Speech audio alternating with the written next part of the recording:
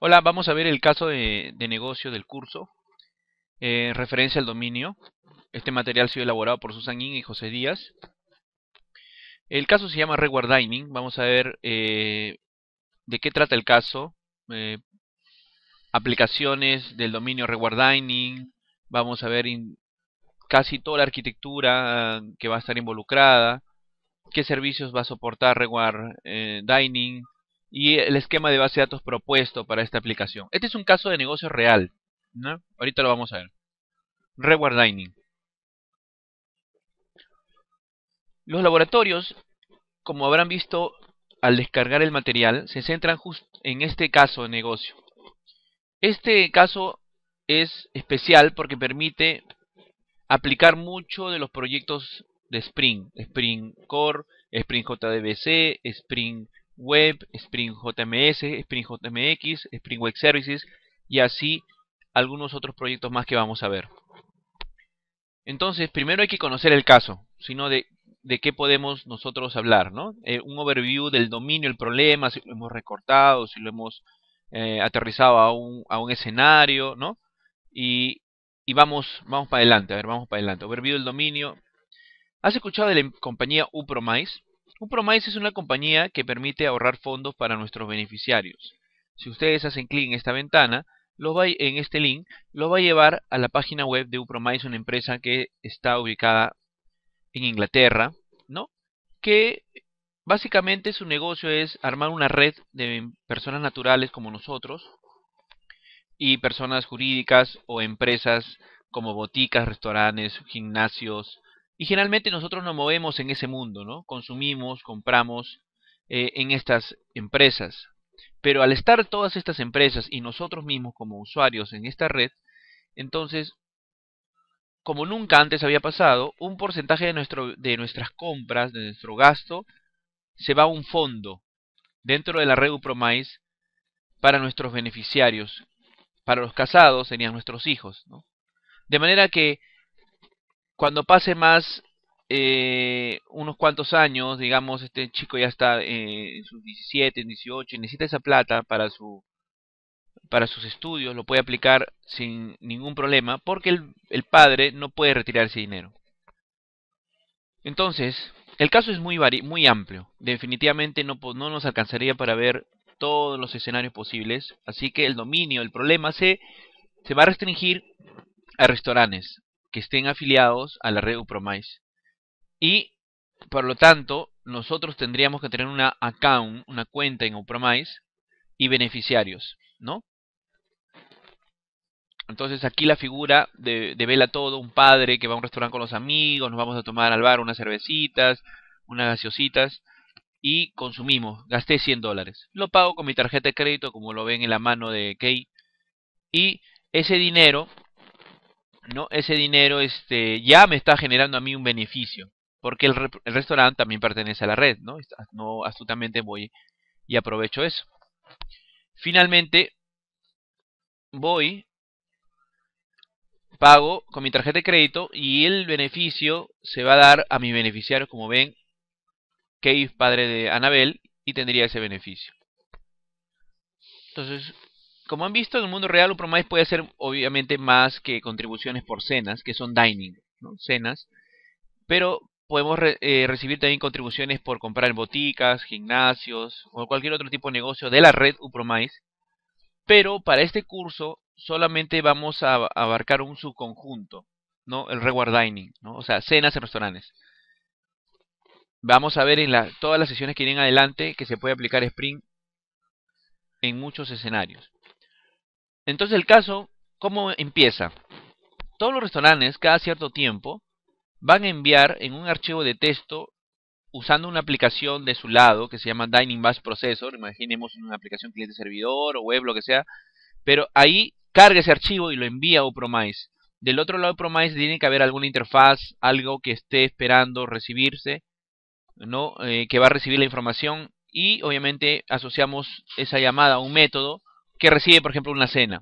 Dining. Por eso dice Reward Account for Dining, que sería la llamada, ¿no? Aquí.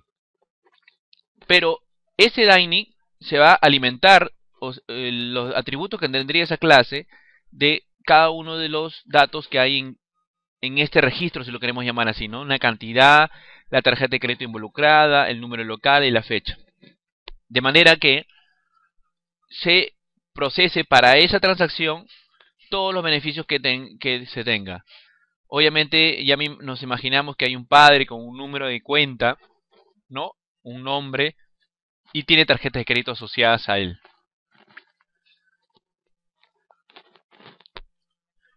La aplicación Reward entonces va a contribuir a una cuenta por una cena realizada en un restaurante. Esa contribución, ese reward, toma la forma de una contribución monetaria depositada en nuestra cuenta, que es distribuida entre los beneficiarios de la cuenta. Vamos a ver cómo se usa, ¿no? Los miembros cenan en un restaurante por X motivo usando su tarjeta de crédito. Cada 2 semanas un archivo conteniendo las transacciones hechas con tarjeta de crédito por un periodo dado es generado. Ahí está el archivo. Nuevamente repetimos lo anterior, amount, credit card number, merchant number y fecha. No hay necesidad de poner todos los datos del local ni todos los datos de la cuenta, porque con ese dato, obviamente en un Promise tiene que haber alguna tabla de base de datos donde yo pueda hacer mi consulta y sacar el resto de información. Una aplicación standalone llamada Dining by Processor lee este archivo y envía cada registro Dining a la aplicación Reward para su procesamiento, ¿no? Es más o menos lo que habíamos adelantado en la diapositiva anterior. Entonces tenemos esta interfase Reward Network que representa un Promise, en la cual hay un único método que ahorita nos interesa, que es el Reward Account For, que espera un dining, una cena, y devuelve una confirmación, ¿no? No puedes hacer un sistema que reciba cierta información y solamente y no retornes nada, ¿no? O que retornes 0, 1 y 2 al menos, y que el 0, 1 y 2 tenga alguna interpretación para el cliente que va a llamar a tu método. Pero en este caso tenemos más que un solo número de confirmación. Como vemos en el diagrama, uPromise nos devuelve un Reward Confirmation que a su vez tiene atributos que son objetos como Account Contribution, que obviamente tiene que pertenecer a otra clase. Su tipo es Account Contribution, donde ahí nos dicen ya, esa transacción que tú hiciste, Dining, ha generado $8 y fue para la cuenta tal. Obviamente internamente se ha tenido que hacer todas las consultas porque teníamos solamente la tarjeta de crédito para saber quién es el dueño de esa cuenta.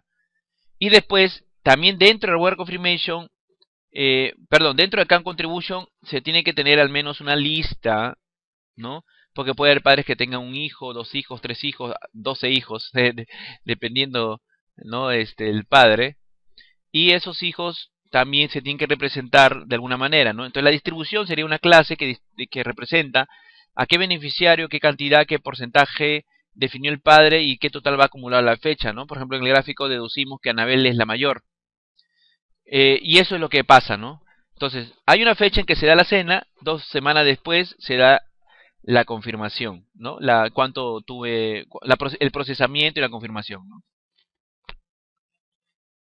Si seguimos metiéndonos internamente, hemos descubierto algunas clases: Reward Confirmation, Dining, Account Contribution, Distribution. ¿Y qué pasa con beneficiari, por ejemplo, ¿no? Beneficiarios. Pero ¿qué pasa cuando yo llamo a Reward Account For, ¿no? El anterior gráfico hacía representación a una interfase, si se dan cuenta. Interfase. Tiene que haber internamente entonces alguien que haga el trabajo Reward Network Implement, ¿no? La interfase es Reward Network, la clase que la implementa Reward Network Implement. Si se dan cuenta, ese es un estándar que usamos también mucho en Java, porque si tengo una interfase, tiene que haber alguien que la implemente. Entonces, bien fácil, implement al final. Y si yo llamo ese método, internamente, acá ya estamos llamando a las clases que hacen el trabajo. En ese método no voy a hacer todo, pues no voy a hacer mi consulta, no tendría que tener otra clase que se encargue, de, por ejemplo, ver todo lo que tiene que ver con restaurante, otra clase que tenga que ver con todo lo que tiene que ver con cuenta, ¿no? De manera que si yo llamo a un método calcular beneficio por cuenta y cena, él me diga, pues ya, yo como restaurante te voy a dar el 8%. Entonces, de esa cena, $8 te has ganado para esta cuenta. Y finalmente, Ramón Implement le pide a Account, mira, $8 tienes que distribuir entre tus beneficiarios. De esta manera estamos creando un diseño en la cual hay clases que tienen una simple responsabilidad, muy importante, porque después nos permite hacer, ¿no? Mejorar el diseño, hacer mantenimientos de forma más fácil. ¿Por qué? Porque no estamos en una clase haciendo de todo, ¿no? Finalmente, si queremos ver, tendríamos un diagrama de secuencia en el que nos da toda la figura ya. De ahí aparecen ya actores de otras capas, ¿no? Porque es bueno programar en capas, ¿no? De manera que la simple responsabilidad se va repartiendo en estas capas. Teníamos account y restaurante que ya sabíamos que nos ayudaban para obtener, por ejemplo, en account hacer la contribución o de repente en restaurante calcular el beneficio, pero ya aparecen unos repository. ¿Esas clases qué serían? O interfaces. Representan a la capa de acceso a base de datos. En este momento, como estamos recién analizando, esas vendrían a ser interfaces, ¿no? Que representan o tienen métodos que acceden a la base de datos. Por eso dice repository, repositorio de base de datos. ¿Por qué? Porque si yo tengo la tarjeta de crédito, voy a tener que ir de todas maneras a la base de datos de repente a obtener la cuenta. Entonces, acá un repository es para todas las llamadas que tengan que ver con obtener información o actualizar información de la base de datos de account. Igual, todo lo que tenga que ver con base de datos de restaurant repository, ahí debería haber un método que si yo le doy el número local, me dé todos los datos del restaurante. Igual puede pasar con la confirmación, ¿no? No podemos crear un sistema si hay involucrado una transacción de llegada, una transacción de procesamiento interno, ¿no? Y no hemos guardado nada de lo que ha venido y de lo que va a salir o de lo que se ha generado, ¿no? Tienes que guardar en alguna tabla un histórico porque te van a pedir de todas maneras reportes. Te van a decir, ya, ok, llegó tal cena y ¿cuál fue el beneficio? ¿Qué cuenta fue? ¿Cuándo la diste? ¿No? Entonces, esa tabla reward repository sería para guardar todo lo que estuvo involucrado en la transacción. Y finalmente volvemos a la confirmación con todos los objetos involucrados.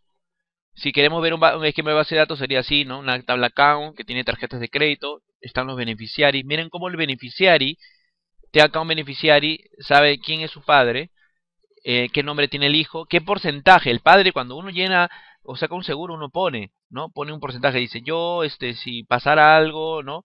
Doy 50% a mi esposa, 50% a mis hijos, ¿no? Entonces, igual, ¿no? Si tú vas a poner para tu felicidad, tú le dices, ¿no? Para tal hijo, equitativamente 50-50. Y el savings es el total que va acumulando. Restaurante, entonces también, el restaurante sabe qué restaurante es, tiene su número local, él también tiene que definir el porcentaje, ¿no? Obviamente, UPROMISE no puede obligarle a dar un porcentaje determinado a cada restaurante, dependiendo pues de la jerarquía, ¿no? El tema de introducirse al mercado, puede definir un porcentaje. Y un check ahí que diga si Varchar 1, Benefit Availability Policy, si quiere o no dar el beneficio, también lo puedes activar cuando él quiera. Y reguardar lo que comentábamos, ¿no? Una tabla que guarde todo. Cuándo fue la cena, la cantidad, qué número local fue, qué cuenta fue, cuándo fue la fecha del reward, del beneficio, la cantidad que se le dio y el número de confirmación generada. Todo esto es el caso que vamos a ir viendo. Espero que se entienda y seguimos con la siguiente sesión.